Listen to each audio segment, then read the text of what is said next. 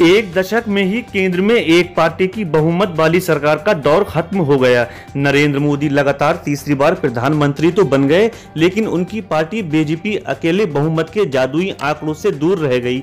240 सीटों पर सिमटी बीजेपी को केंद्र की सत्ता में लौटने के लिए सहयोगी दलों की मदद लेनी पड़ी, जिनके पास 53 सीटें हैं। इस स्थिति से फूल नहीं समा रही कांग्रेस पार्टी के पूर्व अध्यक्ष राहुल गांधी ने बड़ा दावा कर दिया है। उनका कहना है कि एनडीए के कई साथी दल उनके यानी कांग्रेस पार्टी के संपर्क में हैं।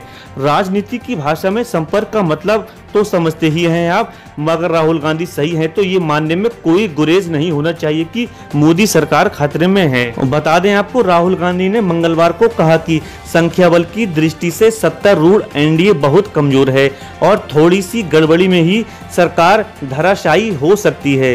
राहुल ने business newspaper the financial times को दिए इंटरव्यू के दौरान लोकसभा चुनाव परिणामों पर अपने विचार रखे। उन्होंने कहा, संख्या इतनी कम है कि सरकार बहुत नाजुक है। उन्होंने कहा, और छोटी सी गड़बड़ी भी इसे गिरा सकती है। मतलब एक एनडीए सहयोगी को दूसरी तरफ मुड़ना होगा। उन्होंने ये भी दावा किया कि एनडीए के कुछ सहयोगी हमारे संपर्क में हैं, लेकिन कौन? राहुल ने किसी का नाम तो नहीं बताया, लेकिन उन्होंने कहा कि मोदी खेमे में बहुत गहरी असहमति है। बता दें आपको, कांग्रेस नेता ने कहा कि लोकसभा चुनाव के नतीजों से पता चलता है कि भारतीय जनता में एक बड़ा बदलाव आया है। उन्होंने दावा किया कि मोदी के विचार और छवि को बड़ा झटका लगा है। उन्होंने तर्क दिया कि मोदी के नेतृत्व वाली तीसरी एनडीए सरकार संघर्ष करेगी, क्योंकि 2014 और 2019 में जो बातें नरेंद्र मोदी के पक्ष में थीं, वो इस बार नदारद हैं। परिणामों के बारे में राहुल गांधी ने कहा, ये सोच कि आप नफरत और गुस्से की राजनीति से लाभ उठा सकते हैं। भारत के लोगों ने इस चुनाव में इसे अस्वीकार कर दिया है। जिस पार्टी ने पिछले 10 साल अयोध्या के बारे में बात करने में बिताए, उसका अयोध्या में सफाया हो गया है। मूल रूप से ये हुआ कि धार्मिक नफरत पैदा करने का भाजपा का मूल ढांचा ध्वस्त हो गया है। बहरहाल राहुल गांधी के हमारे संपर्क में हैं वाले दावे की पड़ताल करें तो एनडीए को कम से कम 21 सांसदों से झटका मिलेगा, तभी मोदी सरकार गिर सकती है।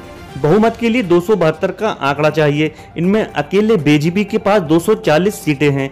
इसलिए बीजेपी को सरकार बचाने के लिए सहयोगी दलों में सिर्फ 32 सांसदों के समर्थन की जरूरत है। अभी सहयोगी दलों के पास 53 सांसद हैं। बता दें आपको, इनमें आंध्र प्रदेश के मुख्यमंत्री चंद्रबाबू नायडू की पार्टी टीडीपी के 14 और बिहार के मुख्यमंत्री नीतीश कुमार की पार्टी जेडीयू के 12 सांसद हैं। अगर ये दोनों एक साथ एनडीए से निकल जाएं तो कुल 26 सांसद घट जाएंगे, यानी सरकार गिराने के लिए जरूरी 21 के आंकड़े से 5 ज्यादा। लेकिन क्या नायडू और नीतीश मोदी को झटका दे सकते हैं? राजनीति में कुछ भी हो सकता है। राहुल के दावे की परीक्षा तब तक होती रहेगी जब तक ऐसा कुछ हो नहीं जाता। ऐसी ही न्यूज देखने के लिए वीडियो को लाइक और चैनल को सब्सक्राइब करना न भूलें।